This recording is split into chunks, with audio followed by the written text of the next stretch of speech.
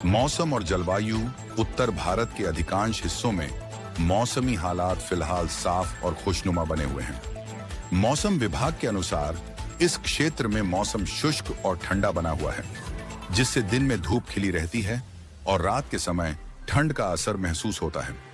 हवा में नमी कम होने के कारण धुंध और कोहरा नहीं है, जिससे यात्रियों और लोगों के लिए मौसम सुखद है। हालांकि राजधानी दिल्ली में वायु गुणवत्ता में गिरावट देखी जा रही है। हाल के आंकड़ों के अनुसार दिल्ली का एयर क्वालिटी इंडेक्स AQI बढ़ते प्रदूषण के कारण खराब श्रेणी में पहुंच गया है।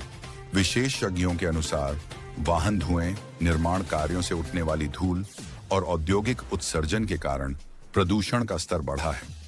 शहरी इलाकों में बढ़ती आबादी और यातायात भी वायु गुणवत्ता पर दबाव डाल रहे हैं। वायु प्रदूषण की यह स्थिति विशेष रूप से बुजुर्गों, बच्चों और श्वसन संबंधी समस्याओं वाले व्यक्तियों के लिए खतरनाक हो सकती है। स्वास्थ्य विशेषज्ञ लोगों को सलाह दे रहे हैं कि वे बाहर जाने पर मास्क पहनें और अत्यधिक प्रदूषित क्षेत्रों में लंबी अवधि तक न रहें। इस प्रकार जबकि उत्तर भारत में मौसम का मजा लिया जा सकता है, दिल्ली और आसपास के क्षेत्रों में लोगों को प्रदूषण के बढ़ते स्तर को देखते हुए सतर्क रहने की आवश्यकता है। चेन्नई, तमिलनाडु में मौसम विभाग ने भारी वर्षा को लेकर अलर्ट जारी किया है। पिछले कुछ घंटों से शहर और आसपास के इलाकों में तेज बारिश हो रही है, जिससे जल भराव और सड़क यातायात प्रभावित हो सकता है। नागरिकों से अपील की गई है कि अनावश्यक यात्रा से बचें और सुरक्षित स्थानों पर रहें।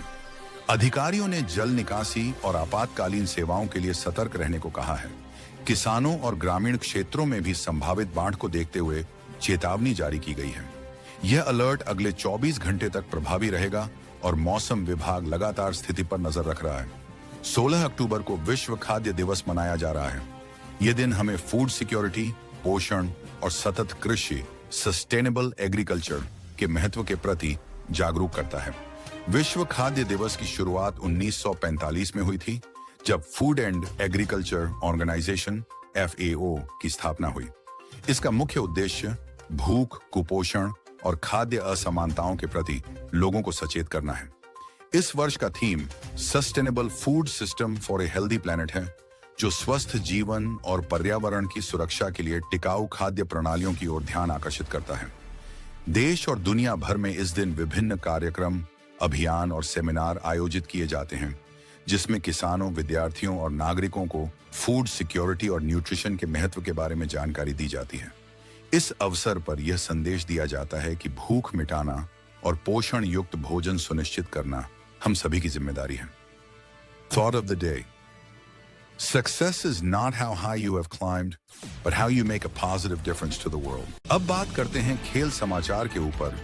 भारत की क्रिकेट टीम आगामी ऑस्ट्रेलिया दौरे की तैयारी में जोर शोर से जुटी हुई है। टीम इस बार नए जोश और रणनीति के साथ मैदान में उतरने के लिए तैयार है। युवा कप्तान शुभमन गिल के नेतृत्व में खिलाड़ियों ने नेट्स पर लंबा अभ्यास सत्र किया, जिसमें बल्लेबाजी, गेंदबाजी और फील्डिंग पर विशेष ध्यान दिया गया। शुभमन गिल को टीम का नेतृत्व सौंपे जाने के बाद क्रिकेट विशेषज्ञों और पूर्व खिलाड़ियों ने उनकी तारीफ की है। गिल की शांत स्वभाव और आक्रामक सोच को भारतीय टीम के लिए एक संतुलित नेतृत्व शैली माना जा रहा है। वहीं टीम के मेंटर गौतम गंभीर ने खिलाड़ियों को स्पष्ट संदेश दिया है कि ऑस्ट्रेलिया में जीत हासिल करने के लिए फोकस और अनुशासन सबसे जरूरी है। उन्होंने कहा कि विदेशी पिचों पर सफल होने के लिए खिलाड़ियों को मानसिक रूप से मजबूत रहना होगा और हर सत्र को एक नई चुनौती की तरह लेना होगा। टीम प्रबंधन ने भी संकेत दिए हैं कि कुछ युवा खिलाड़ियों को मौका मिल सकता है, जिससे टीम में नई ऊर्जा और प्रतिस्पर्धा बढ़ेगी।